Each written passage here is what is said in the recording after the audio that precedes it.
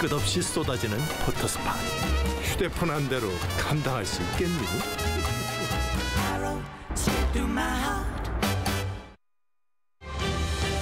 Coming up on Arirang News, President Yoon says South Korea and Indonesia are key partners, celebrating 50 years of diplomatic ties this year. This while meeting with his Indonesian counterpart Joko Widodo in Jakarta and agreeing to expand security and economic cooperation.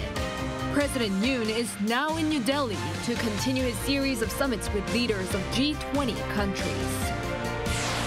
North Korea unveils what it claims to be a new tactical nuclear attack submarine, with the regime's leader Kim Jong-un at the launching ceremony. But the South doubts its readiness for operational duty. South Korea's current account surplus extended for 3 months in a row in July, but on the back of a greater fall in imports than exports.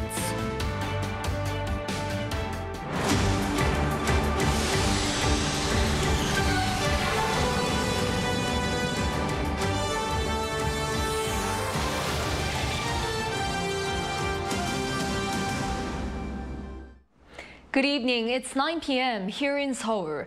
Thank you for joining us on Arirang News. President Yoon wrapping up his 4-day visit to Indonesia, where he attended a series of ASEAN-related summits, has landed in New Delhi, India, where he'll engage in more diplomacy at the G20 Summit.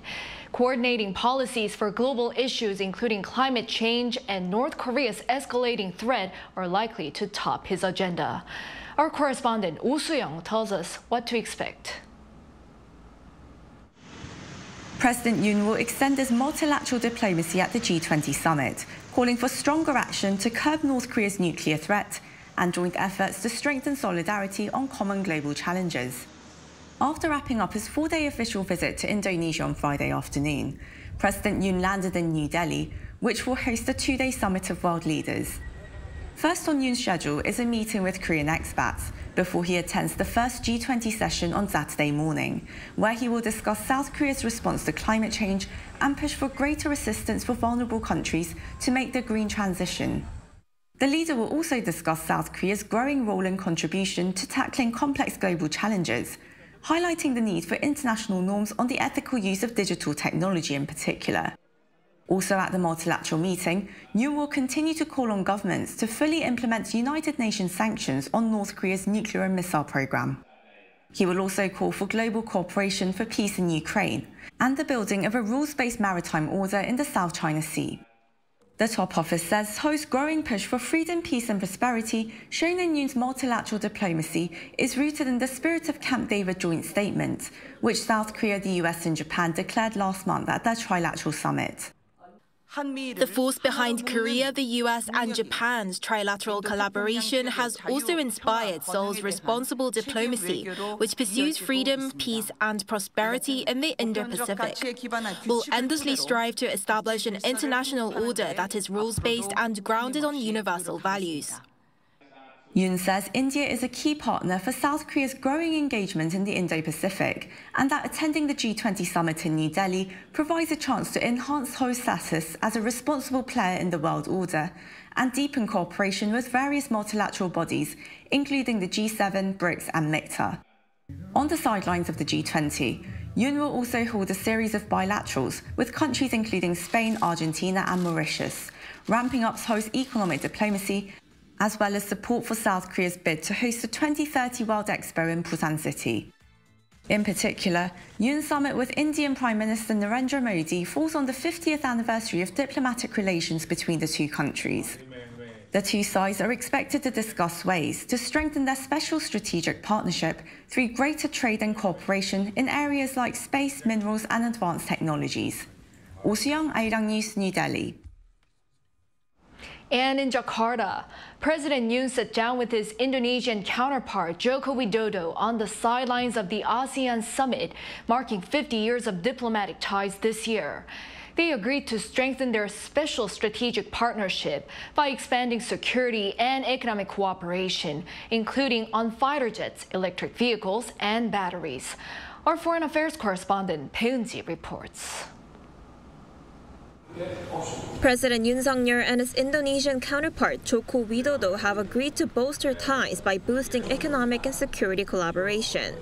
During their summit in Jakarta on Friday, held on the sidelines of the ASEAN-related meetings, the two leaders signed a deal to build an ecosystem for the electric vehicle and battery industry in Indonesia, which has been emerging as an EV hub in the region.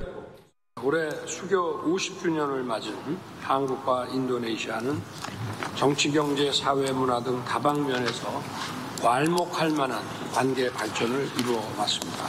전기차, 배터리, 스마트 시티 등 미래 산업 분야에서 양국 간 협력을 계속 확대해 나가기를 기대합니다. Seoul's top office said the two leaders also decided to strengthen defense and security cooperation to deepen their special strategic partnership. They vowed to successfully complete the joint project launched in 2015 to build an advanced supersonic fighter jet together by 2026. Indonesia has earlier agreed to shoulder about 20% of the $6.7 billion project, with South Korea taking care of the rest of the payment.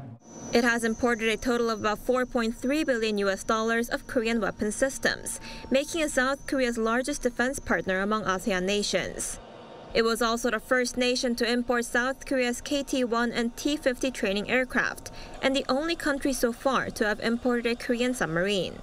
Meanwhile, they also signed a memorandum of understanding on halal food products to serve as a basis for related exports from South Korea. Also, as Indonesia aims to move its capital from Jakarta to Nusantara in East Kalimantan, the two leaders vowed to closely cooperate on having South Korean firms take part in the project. Indonesia plans to spend more than $30 billion to complete the relocation by 2045. Peunji, Arirang News.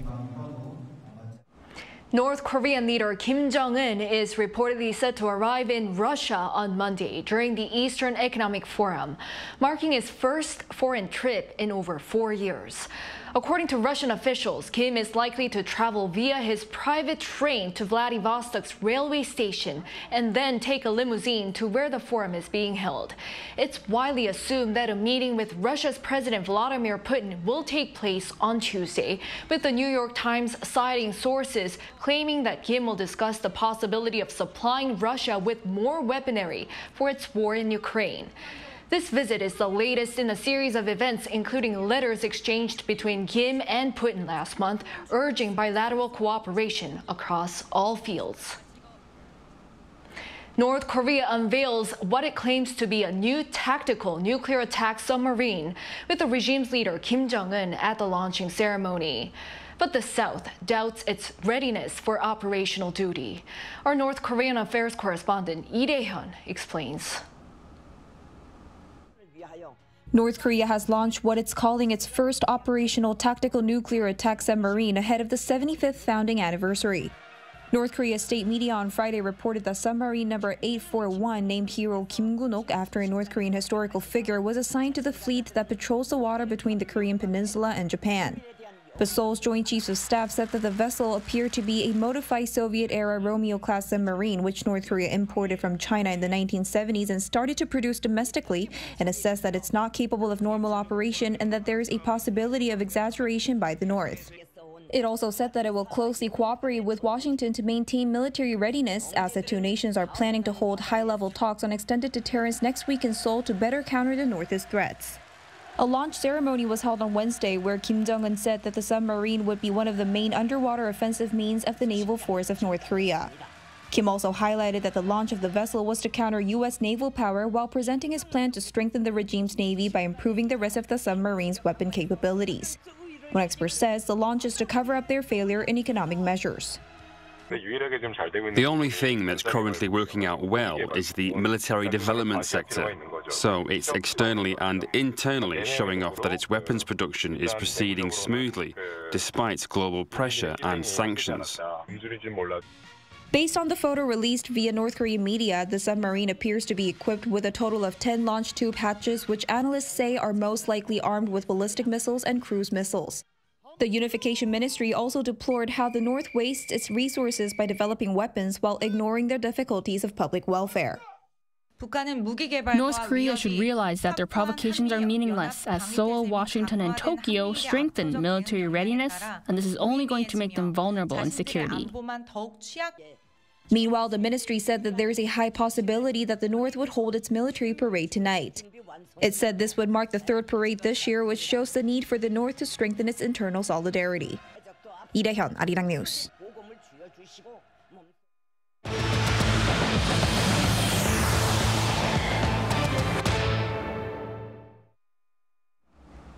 South Korea's current account surplus extended for 3 months in a row in July, but it was on the back of a greater fall in imports than exports.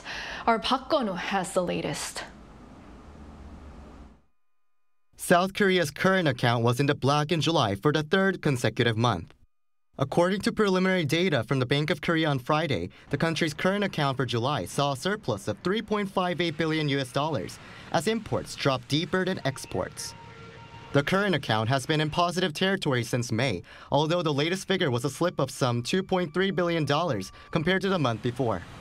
The cumulative surplus from the beginning of the year to July amounts to some $6 billion, which is just a quarter of the figure from the same period in 2022.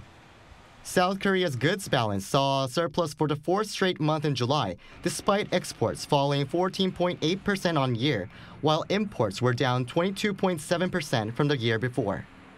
In terms of exports, petroleum products and semiconductors both shrank on year, while autos and home appliances were the only categories that saw an increase during the same period.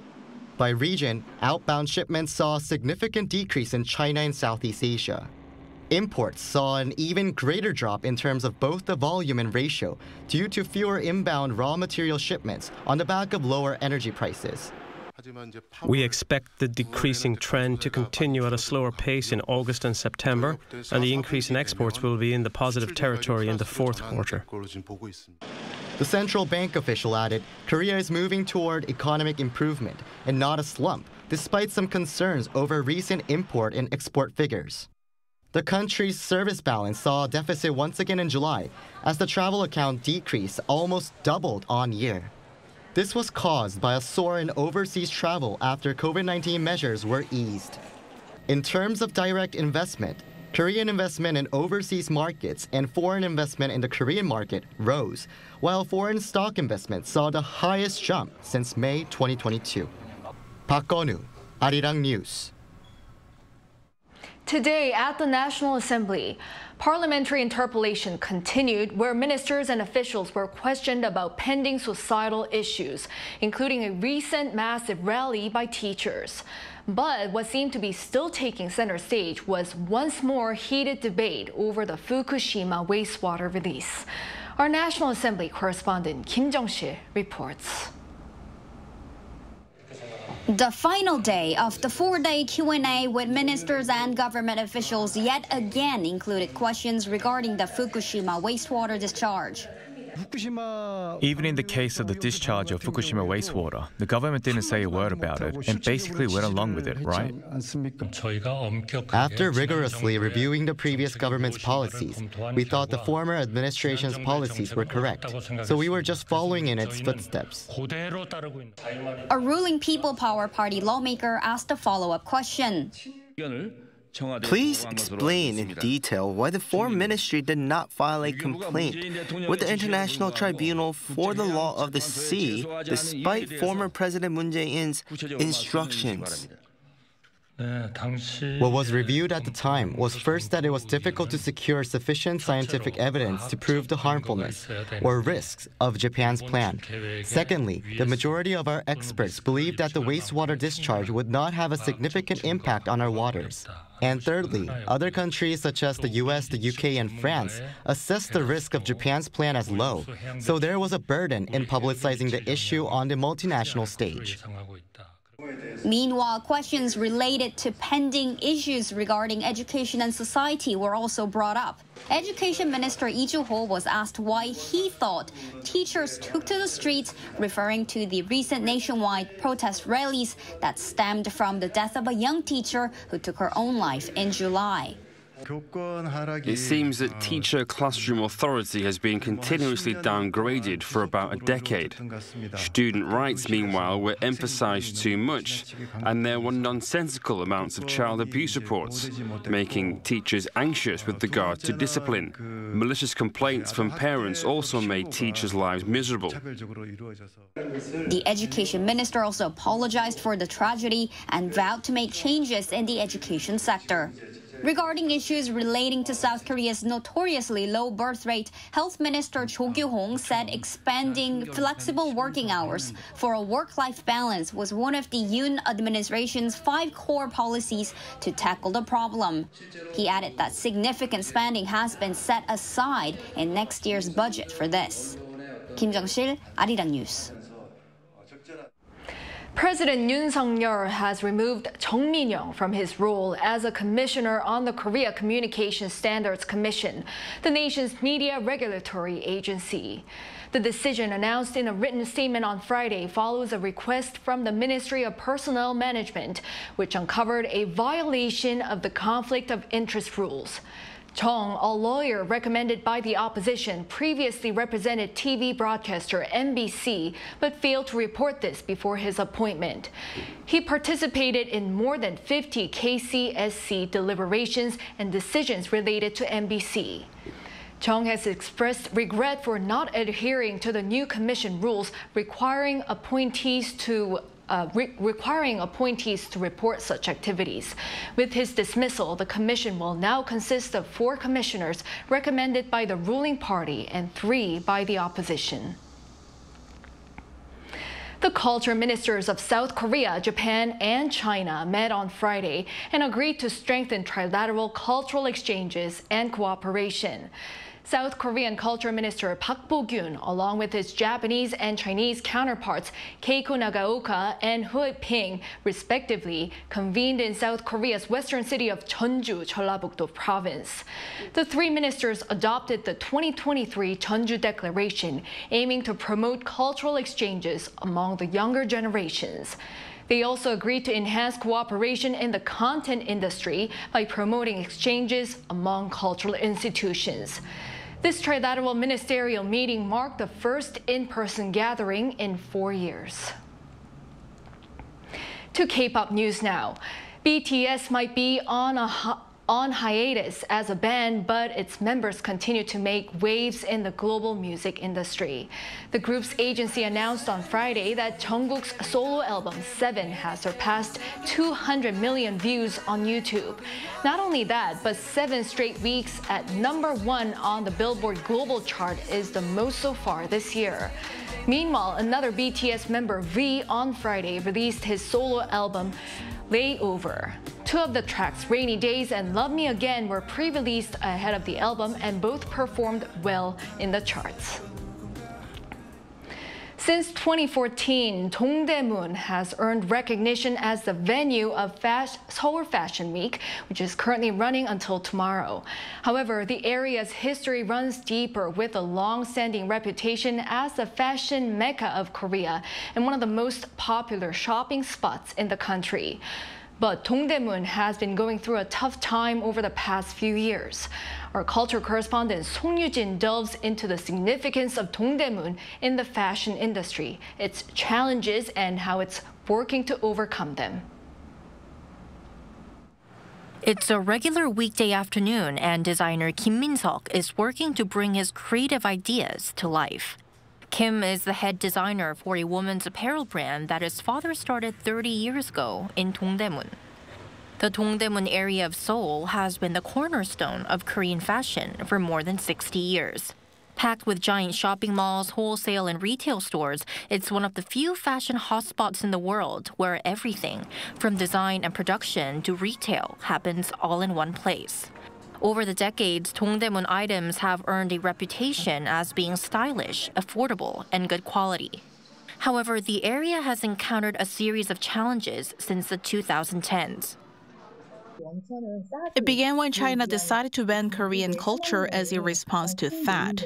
While there was a bit of relief from local sales, domestic demand started dwindling with the emergence of online shopping malls hitting Dongdaemun's wholesale markets hard. To make matters worse, after COVID-19, around 70% of retail store spaces are now empty. One effort to revitalize the Dongdaemun area is the DDF Fashion Show. Organized by the Seoul city government, the show took place for the first time this March, responding to merchants' calls for a platform to showcase their homegrown fashion brands and talented designers. For the second edition, 5 Dongdaemun-based brands were chosen, including Kim's, to introduce their latest collections. Some of these brands come from the oldest fashion markets in the area, like the Jeil Pyeonghwa Market and Cheongpyeonghwa Market. For these brands, opportunities like this can serve as a jumping-off point for future success. I look forward to more opportunities like this in the future. I hope these platforms can help raise awareness about wholesale brands like us and showcase our unique styles and trends. It's our first time taking part in a live fashion show, so it's very nervous, but at the same time, I'm incredibly grateful for this opportunity. The stage is small at the moment, but if we keep pushing forward, I think it'll expand in the future. This is how Dongdaemun is striving to make a comeback. 송유진, Arirang News.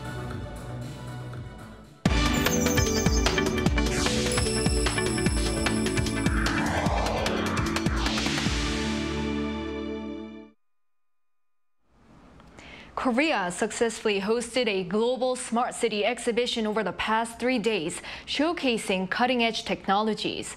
And in light of this occasion, our Shin Ha-young sat down with Seoul's Vice Minister for Infrastructure to learn about Korea's smart solution, including emergency response and public convenience.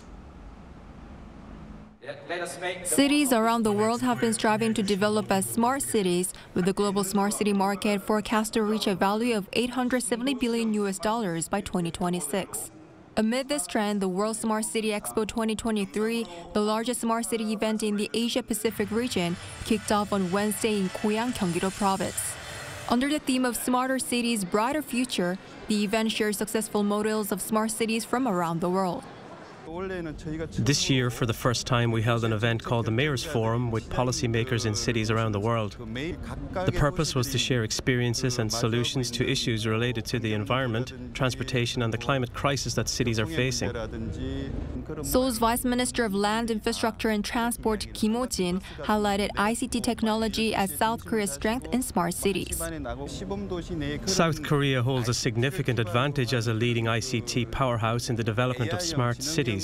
Within pilot cities, there are AI-based CCTV systems connected to data centers for immediate emergency response. Additionally, there is a system that remotely monitors the health of patients and senior citizens, sending data to hospitals daily.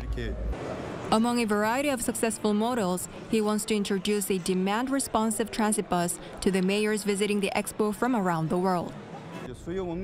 I'd like to introduce demand-responsive transit buses that integrate public transportation and ICT. These buses operate flexibly based on passenger demand, adjusting their routes and stops. They are being well utilized in rural and remote areas, highlighting our country's strengths. The government has designated Sejong City and the southern port city of Busan as national pilot smart cities and is exploring various integrated services within these cities through projects. Additionally, efforts are being made to promote Korean smart cities abroad. We've been promoting and exporting South Korea's smart cities overseas through the so-called K-City Network program. It introduces Korean-style smart city models, technologies and solutions to cities around the world. We have already provided support to countries including Vietnam and Indonesia. He added that through this year's expo, he hopes the Korean-style smart cities to be demonstrated in many different countries. Shin Ha-young, Arirang News.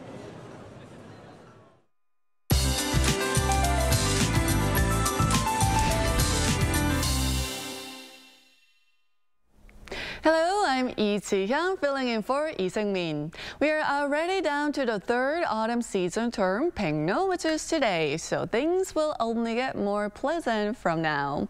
However, big temperature gaps of 10 degrees Celsius between lows and highs will continue across much of Korea. We'll have ideal temperatures for sleep, but parts of Jeju Island will be warmer, waking up to 23 degrees Celsius. Highs will be similar to Friday, staying above season norms, hovering around 30 degrees Celsius under sunny skies with high UV rays.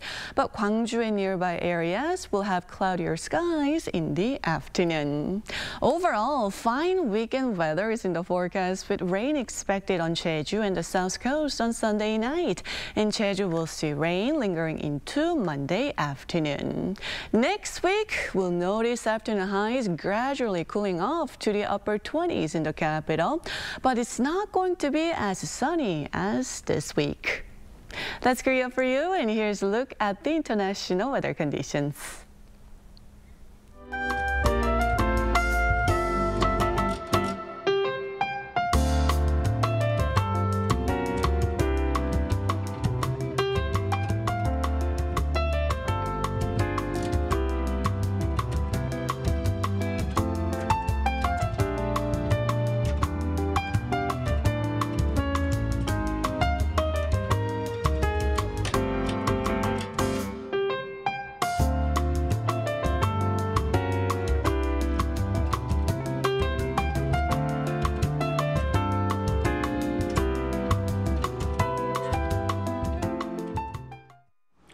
That brings an end to this Friday night newscast. Thank you for watching. Hope everyone has a good weekend and a good night.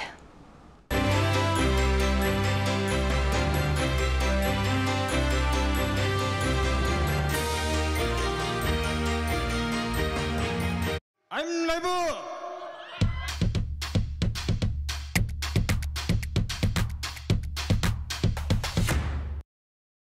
저를 도와주시는 분들이 저희와 함께 해주시는 세션분들 아무리 봐도 없지 펜션 같은데